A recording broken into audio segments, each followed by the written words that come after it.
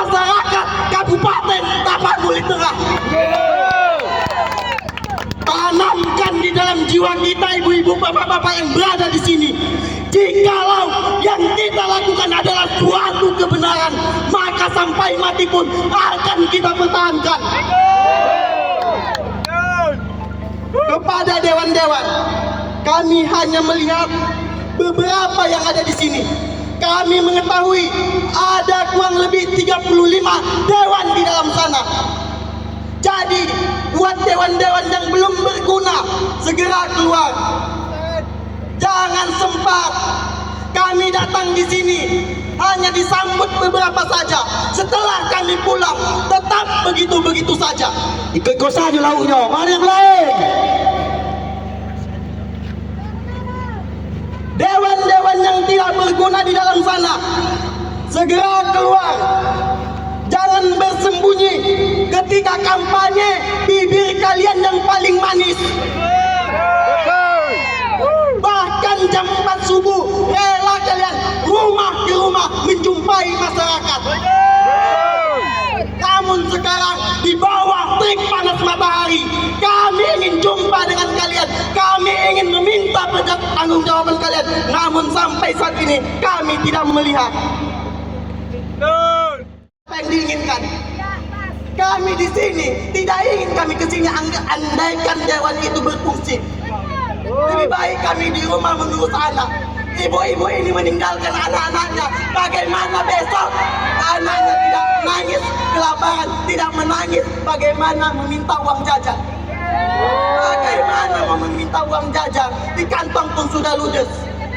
Bahkan saya mendengar bahwasannya di pusat OJK menginstruksikan bagi yang memiliki pinjaman berbasis OJK itu diberikan khusus bagi Sumatera Barat, Sumatera Utara, dan Aceh. Namun mirisnya di Kabupaten Tapanuli Tengah ini tidak ada disosialkan itu. Semua diam. Di mana dewan itu, ibu bapak? Coba dewannya gesit. Bagaimana ketika kalian kampanye desa ini, kecamatan ini, mungkin 1 bulan pun tuntas mengenai tentang data. Kami di sini tidak benci dewan, tapi kami di sini mengingatkan bahwasanya pakaian yang bapak-bapak pakai adalah hasil dari tetesan keringat orang tua kami. Bagaimana? Semua bisa masuk.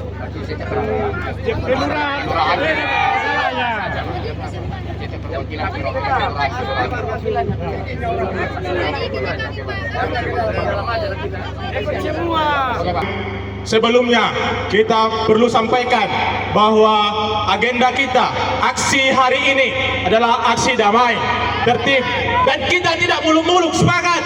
Apa yang kita minta adalah hak-hak kita, bahwa setelah bencana kita tidak pernah dipedulikan. Saya pribadi pun merasakan memakan yang namanya beras yang kena lumpur dimasak jadi nasi. Saya rasakan.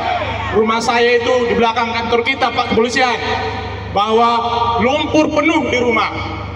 Memang turun BPBD mendata, sudah banyak kakak saya fotokopi. Bahkan untuk jaga-jaga saya buat scan di HP. Baik Bapak Ibu, jangan lari dari topik nantinya kita ini, agar kita tetap bahwa agenda kali ini tidak ada kepentingan dari pihak kelompok manapun. Ini adalah agenda murni suara masyarakat Kabupaten Tapanuli Tengah. Semangat! Merdeka! Yang pertama, masalah air bersih, Pak Dewan. Sama-sama kita ketahui bahwa sampai bulan ini hampir setengah tahun kami belum pernah merasakan namanya air bersih yang layak untuk dikonsumsi, Pak Dewan. Lalu tadi juga ternyata kenapa kita semua di sini hanya sedikit? Tadi pagi informasinya telah ada turun dari atas kepada camat lurah. Ini hanya dugaan, informasi dugaan, mengintervensi masyarakat dan mengambil atau memberi angin-angin surga bahwa hari ini akan ada namanya pengumuman jaduk. Tapi kita flashback ke belakang bahwa kemarin Bapak Bupati kita yang terhormat Bapak Bupati Masinton Pasaribu Koboi Senayan, bahwa beliau mengatakan tanggal 16 April akan adanya namanya pencairan jaduk. Tentu dari situ yang telah terjadi ketidakjelasan. Hanya janji saja Pak, tapi pada saat pemilihan dulu nggak ada janji. Pasti kami juga udah mendukung penuh Pak. Kami nggak ada janji-janji kosong. Jadi sekarang kami meminta janji itu juga jangan seperti ini saja Pak. Kami berjanji kami tepati. Orang Bapak juga berjanji harus ditepati lah Pak. Lebarkan lagi, sebenarnya apa yang dikatakan abang-abang saya tadi, udah itulah di messenger saya dari bencana. Mungkin sebagian teman-teman udah ada kenal sama saya dan dewan lain, dan kami minta ada baiknya kita ke dalam saja, karena nanti takut dibutuhkan kena matahari pingsan nanti. Ya, kita dengarkan pasti DPRD untuk rakyat, tidak ada cerita. Oke, mari sama-sama kita santun baik-baik di dalam kita komunikasikan nanti ya, pasti ada jalan keluarnya. Korban pada tahun 2005, jujur Pak, pada saat bencana anak saya, istri saya tidak punya pakaian, cuma pakaian di badan, jujur. Jadi kalau saya katakan bantuan dari pemerintah Pak, saat ini bagi kali kelurahan Sepagi, jujur. Jadi apalagi saya dengar jalur di tahap 2 tidak ada keluar sampai sekarang.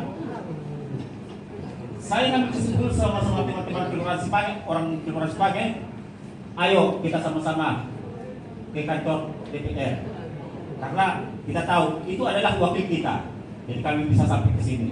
Jadi terima kasih banyak Bapak Ibu sudah menyambut kami dengan baik. Tapi ada yang kami minta Pak, keluhan kami tolonglah jaduk nama-nama kami semua korban dan juga yang mengontrak, tolong diperhatikan, karena walaupun mereka mengontrak, teman-teman kami yang mengontrak itu tetap korban, itu manusia ya. Kita punya hati nurani.